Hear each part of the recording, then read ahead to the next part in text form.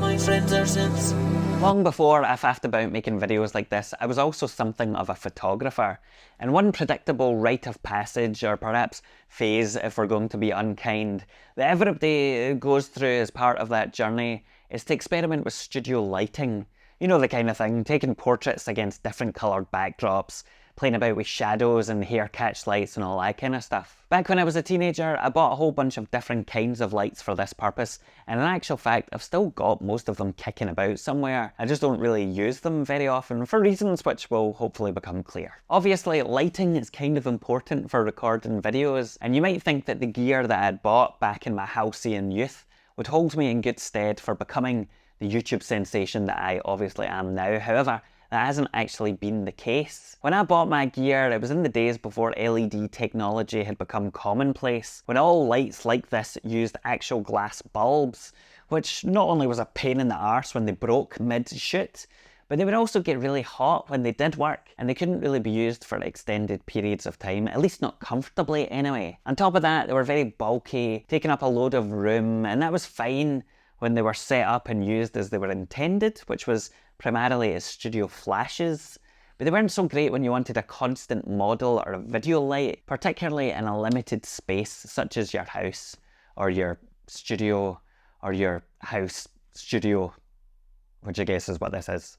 When I started recording more videos more often, I bought a single LED ring light, as I thought that that would make me look beautiful. After all, that's what all of the makeup girls have online. However, whilst I basically have been using this for everything over the past couple of years now, I think, it hasn't been perfect, far from it.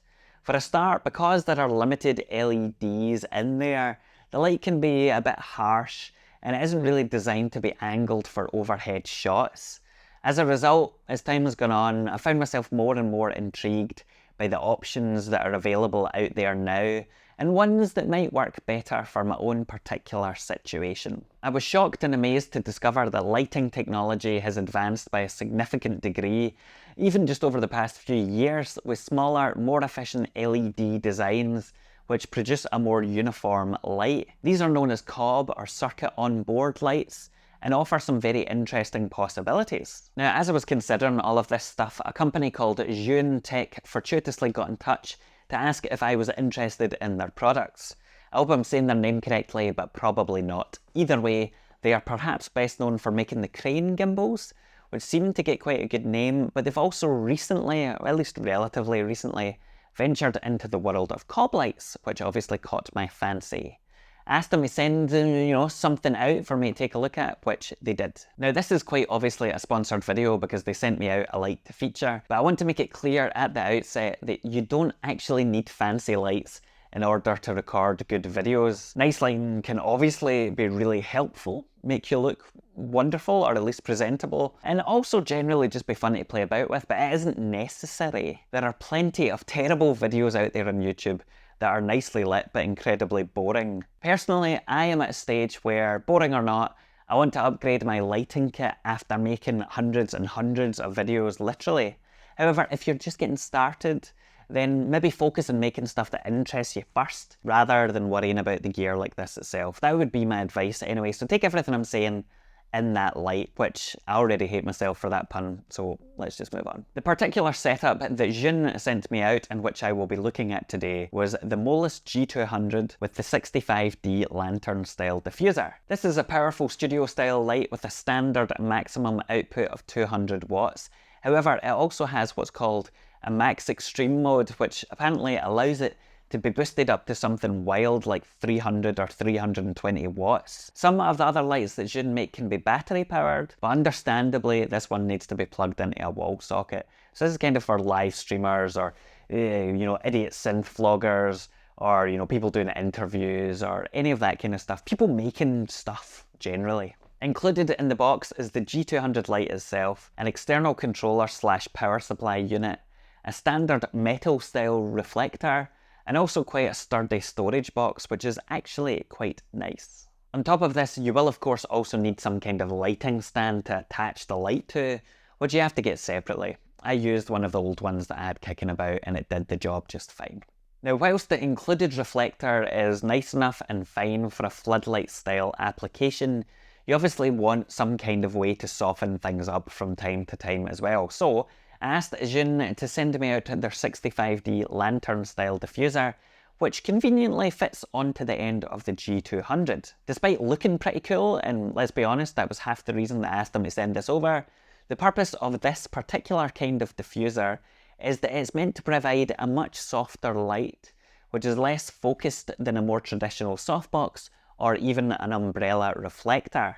The idea being that it gives you a more natural light across your entire scene, basically.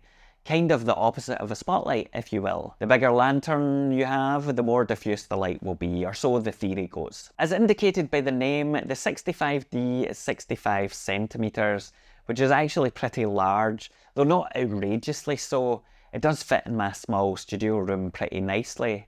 Zhiyun do have a bigger one, which comes in at 85 centimeters, but that would be complete overkill for my needs, and probably most people, I would say.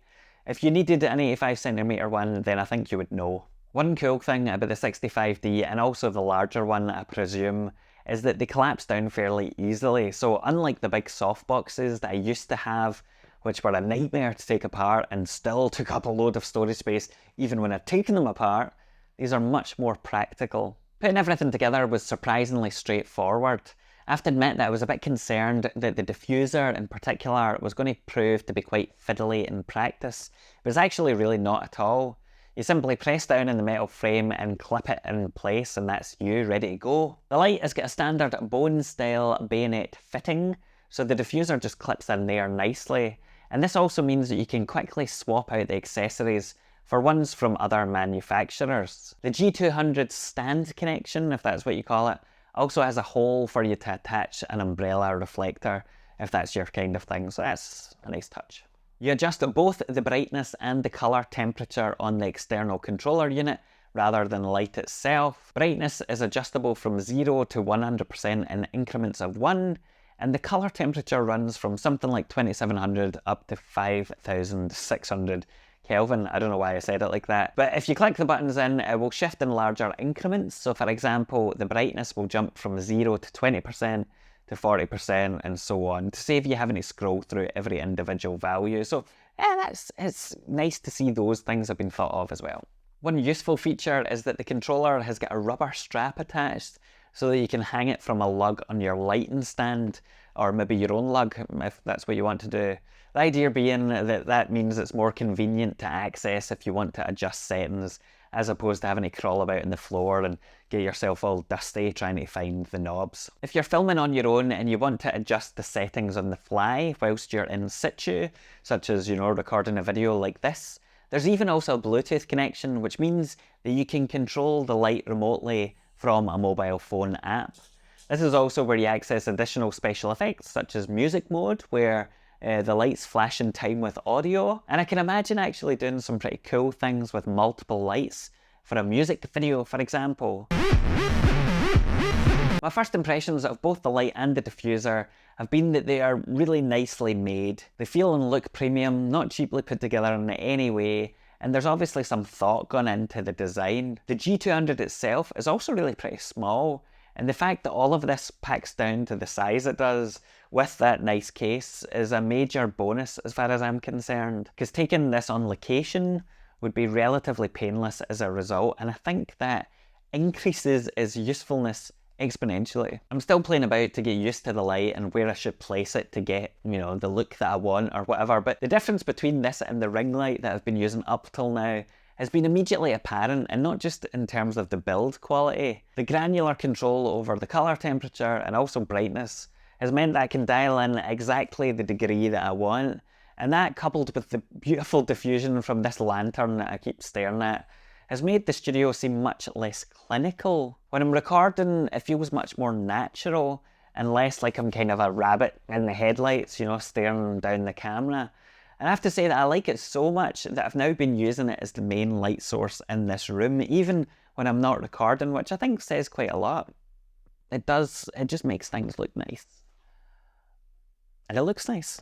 The 65D does look fantastic, but it has also been especially useful for product or overhead shots, as the nature of the way that it disperses light has meant that It's all but eliminated the annoying shadows that I used to have to battle with when I was using that bloody ring light. With that said, included in the 65D packaging is some kind of skirt, which I'm going to call a kilt because I'm Scottish. And you can use that to black out sections of the lantern and give it a bit more directionality if you need or want it. One thing you note is that the output of the G200 is far more powerful than I expected it to be. Right now it's at something like 3%, and even with the diffuser on, outside of my initial tests, I've literally not had it above 20% under normal operating circumstances. It kicks out a fair bit of light, and this has meant that I can dial down the ISO on my camera. So I used to shoot something like 1600, and just now I'm on 500, which is a massive difference. It's also meant that I can use a smaller aperture in certain circumstances, because despite what I would like to believe, not everything benefits from a wild depth of field, unfortunately. This is something that I couldn't really do before with just the ring light. Either way, I don't see myself ever needing to use 200 watts, and definitely not 300 watts, unless I shift to a much bigger space. So there's plenty of power in there, is what I'm trying to say. I've seen a bunch of questions online asking about how the fans in these lights operate, and whether or not the noise of them would interfere whilst recording. And I have to say, whilst I understand that concern, because my old studio lights sounded like an aeroplane taking off, that isn't something I've had any issue with whatsoever. It seems like the general consensus is that these are pretty quiet under general usage, you know, if you're not cranking them up to 300 watts all the time. But if you're in a close quarters proximity, maybe using a condenser microphone or something, then you're not going to be running them at even 100%, even 80%. So I don't see that as an issue at all. I personally record all of these videos in a room that's got single glazing and faces on a main road, and the traffic from outside annoys me much more than anything else. So yeah, as far as I'm concerned, the fans are fine. Can't even tell it's running. Can you? No. In summary, I've been really pleased with this setup. I've been recording this particular video with the Lantern and the G200, and I really like how it looks, but also how it feels as I'm sitting here recording. I can see how this would be a great all-in-one solution for people who want to live stream or record videos like this. The light is more than powerful enough for a variety of scenarios, and the Lantern-style diffuser means that you get a really wide natural coverage. Operation couldn't be much simpler, and the whole thing packs down quickly into a pretty compact package so you could take it out and about with you on location. If you're interested in finding out more, there's some links below where you can go and buy this light and the Lantern, I think, at some kind of discounted rate. I don't think it's an affiliate link in the sense that I'm not getting any kickback from sales as far as I'm aware, and to be honest, I don't really care anyway. All I care about is the fact that, you know, this is cool. If you want to use the link to get them a bit cheaper, do, or don't. Doesn't matter. I like it. After this experience, I would definitely be interested in trying out more of the stuff that Zhiyun makes, in particular the X100, which is kind of like a lower powered version of the G200, but one which also has a separate battery grip, meaning that you can use it for a period of time without it being plugged into the wall. So it is highly portable and can be used as a result in all sorts of interesting situations. Situations which I would like to be involved in. If you've ever tried out any of these COB style lights, or you've got your own DIY solutions, let me know. I'm trying not to fall down the rabbit hole of lighting entirely, but I do have a bit of an obsessive personality, so I guess we'll see. Who knows though, maybe Zhiyun will want to send me out some more lights to experiment with and share with you. Maybe. Maybe? Yes, I think so. Thank you very much. I look forward to the package. Goodbye.